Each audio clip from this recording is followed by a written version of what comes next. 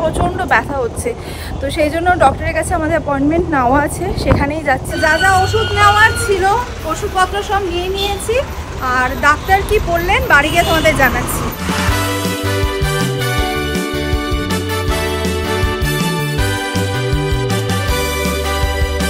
Good morning everyone, welcome back to the channel. আমি শ্রাবন্তী। আশা করি তোমরা প্রত্যেকে খুব ভালো আছো, সুস্থ আছো। আমরাও খুবই ভালো আছি। সকাল সকাল না পুরো বসন্তকালের মতো হাওয়া ছেড়েছে, কি যে আরাম লাগছে হাওয়াটা। শীত কোথায়, শীত তো চলেই গেল। মানে এখন এমনই অবস্থা, এরকম ওয়েদারের জন্যই না প্রত্যেকের বাড়িতে শরীর খারাপ। মানে ভাবো শীতকালে কোনো শীত নেই, প্রথম দিকটা এত ঠান্ডা পড়লো, এখন পুরো ঠান্ডাটা উবে গেল। যাই হোক, জানুয়ারি থেকে আশা করি ঠান্ডাটা পড়বে। কেন কি লাস্ট ইয়ারে আমার যা মনে আছে, ডিসেম্বরের এন্ডে কিন্তু কোনো ঠান্ডা ছিল না, এক্স্যাক্টলি এরকম টাইপেরই ওয়েদার ছিল। বাট 1 জানুয়ারি অনওয়ার্ডস কনকনে ঠান্ডা পড়েছিল। তো সেই আশাতেই আছি জানুয়ারি থেকে হয়তো আবার ঠান্ডাটা ভালো মতো পড়বে। তো আমি এখন সকাল সকাল যাচ্ছি ডাক্তারের কাছে। অ্যাকচুয়ালি আমার না আন্ডারআর্মসের ওখানে একটা ফোড়া হয়েছে, মানে লাস্ট 1 মাস আগে ফোড়াটা হয়েছিল এবং ফোড়াটা বেশ বড় হয়েছিল। তো ভীষণ ব্যথা ছিল। তো এই হাত দিয়েই আমি ব্লগ করছিলাম, আমি কখনো বুঝতে দিইনি তোমাদের। তো লাস্ট 1 মাস ধরে প্রচণ্ড জ্বালা ব্যথা ছিল। এবার আমি ভাবলাম যে ঠিক আছে, ফোড়া তো কমে যাবে। এবার 1 মাস পরে জিনিসটা কমে গেছে ঠিকই, বাট একটুখানি রয়ে গেছে। এবার ওখানটা ধরো বাই চান্স আমার হাত লেগে গেল বা ড্রেসের মধ্যে ঘষা লাগলো, তখন না প্রচণ্ড ব্যথা হচ্ছে। তো সেই জন্য ডক্টরের কাছে আমাদের অ্যাপয়েন্টমেন্ট নেওয়া আছে, সেখানেই যাচ্ছি। রাজীব গেছে গাড়িটা আনতে, গাড়িটা নিয়ে আসলে যাব। যাই হোক, দেখি ডক্টরের কাছে গিয়ে কি ব্যাপারটা। মানে 1 মাস হয়ে গেছে, তারপরেও কেন এখন ব্যথা? যখন ফোড়াটা বড় ছিল তখন ব্যথা হচ্ছিল বুঝতে পারলাম, বাট ফোড়াটা কমে যাওয়ার পরেও জায়গাটাতে এত ব্যথা হচ্ছে। যাই হোক, কি বললো না বললো তোমাদের পরে জানাচ্ছি।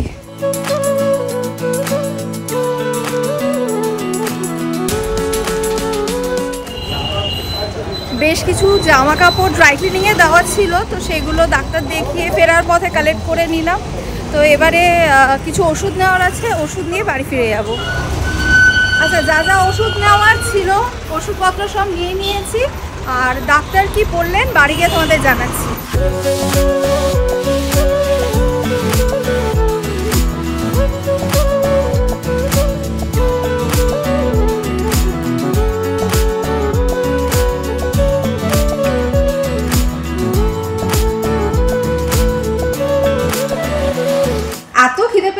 বাড়ি এসে আগে ব্রেকফাস্টটা বানালাম, এবার ব্রেকফাস্ট করবো। ঈশান আরিয়ানকে স্যান্ডউইচ বানিয়ে দিয়ে গেছিলাম, তো আমাদের ব্রেকফাস্টটা বানালাম। আমাদের ব্রেকফাস্টে আজকে রয়েছে রুটি, বেগুন পোড়া, আর তার সাথে জয়নগরের মোয়া।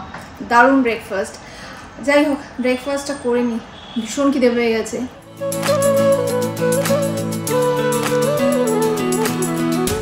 ডক্টর বললেন আমার ফোড়ার জায়গাটা ইনফেকশন হয়ে গেছে। আগেই ওনার কাছে যাওয়া উচিত ছিল, আমার নেগলেক্ট করা উচিত হয়নি। অ্যাকচুয়ালি কী বলো তো, আমি ভেবেছিলাম ফোড়া তো ঠিক আছে, আস্তে আস্তে ঠিক হয়ে যাবে, বাট আজকে আমি বাধ্য হয়েই গেছিলাম। তো উনি বললেন ঠিক আছে, চিন্তার কোনো কারণ নেই।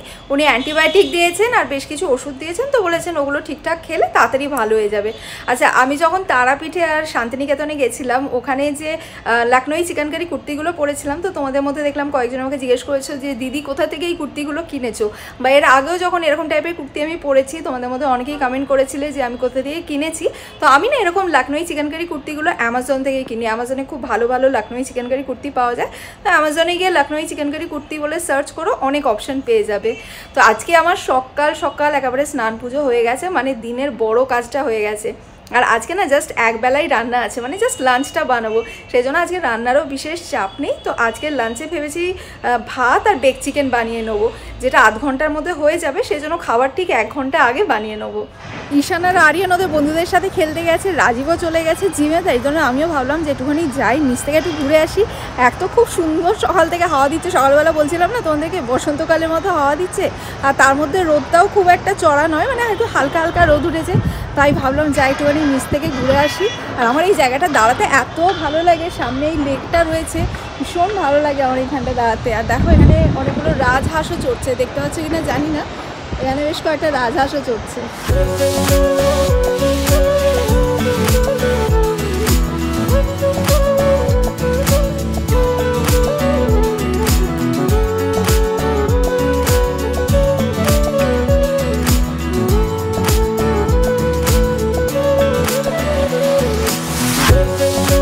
এই দোলনাটা চড়তে আমার এত ভালো লাগে, হেঁটে এসে দোলনাটা চড়ে নিলাম। খালিই ছিল, কোনো বাচ্চা নেই, নত পেতামই না দোলনাটা। এবারে বাড়ি যেতে হবে, অনেকটা বেলা হয়ে গেছে, বাড়ি গিয়ে রান্না করতে হবে। বাজে এখন 4:30, এদিকে আবার আস্তে আস্তে সানসেট হচ্ছে। তো তোমাদেরকে বলছিলাম না যে আজকে এক বেলারই রান্না আছে, জাস্ট লাঞ্চটাই বানাতে হবে। তো আজকে অ্যাকচুয়ালি বর্ষার বার্থডে, মানে আমার ভাইয়ের বউ বর্ষার বার্থডে। তো সেই জন্য আজকে আমরা যাব বাড়িতে গিয়ে সবাই মিলে বর্ষার বার্থডেটা সেলিব্রেট করব। যদিও বর্ষার বার্থডে সেলিব্রেশন সকাল থেকেই স্টার্ট হয়ে গেছে, মা ওর জন্য অনেক রকমের রান্নাবান্না করেছে। তো আজকে রাত্রেবেলা আমাদের প্ল্যান আছে একসাথে সেলিব্রেট করব, বাইরে খেতে যাব। তো বাইরে খেতে যাব কিনা সেটা শিওর নয়, কেন কি আমার মায়ের শরীরটা খুব একটা ভালো নেই কয়েকদিন ধরে। সেই জন্য মায়ের শরীর যদি ভালো না থাকে তাহলে মোস্ট প্রবাবলি আমরা বাইরে থেকেই খাবারটা আনিয়ে বাড়িতে খাবো। তো আমরা জাস্ট সন্ধ্যেবেলাতেই যাব সবাই মিলে একসাথে। আর সন্ধ্যে তো আর হয়েই এলো, সানসেট হয়ে যাচ্ছে মানে, আর আধ ঘন্টার মধ্যে এমনিতেই অন্ধকার হয়ে যাবে।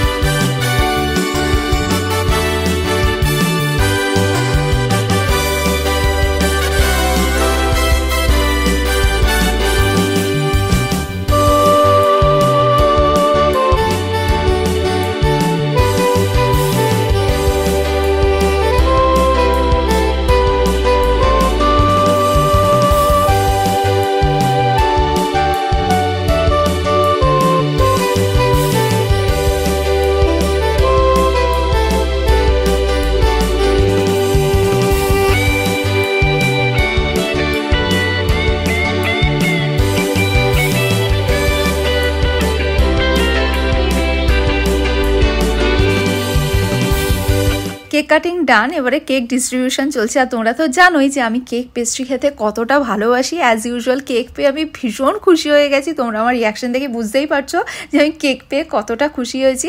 আর এখানে আমাদের এখন কেক খেতে খেতে আড্ডার আসর বসেছে, আমরা এখন সকলে জমিয়ে আড্ডা মারছি। তো আমরা তো এখানে কেক খেতে খেতে আড্ডা মারছি, আর আমাদের ছোট্ট বিরাজ সোনাকে দেখো ঠাম্মার কোলে বসে ঠাম্মার আঙুলগুলো সমানে দেখছে আর প্ল্যান করছে কি করে ঠাম্মার আঙুলগুলো সব খাওয়া যায়। তো কিছুক্ষণ পর কেকটা খেয়ে আমি নিজেকে কোলে নিয়ে একদম ভালো করে চটকাচ্ছিলাম, মানে চটকে চটকে চটকে চটকে বেচারাকে পাগল করে দিচ্ছি। কিন্তু ওকে দেখো কিন্তু যথেষ্ট এনজয় করছে, আমি ওকে এইভাবে চটকাচ্ছি, ও কিন্তু হাসছে, দেখেছো কি কিউট না? পুরো ডল একটা। আর এদিকে দুই ভাই আদি আর আরিয়ানের এই মাত্র আদর পর্ব শেষ হয়েছে, শেষ হয়ে দুজনে একদম মগ্ন হয়ে কার্টুন দেখছে। তো আমরা খাবারের অর্ডার দিয়েছিলাম আরসালানে, আমাদের খাবার এসে গেছে। আর খাবারের যা গন্ধ বেরিয়েছে, মানে বিরিয়ানি তো এর মধ্যে আছেই, তোমরা গেস করতেই পারছো।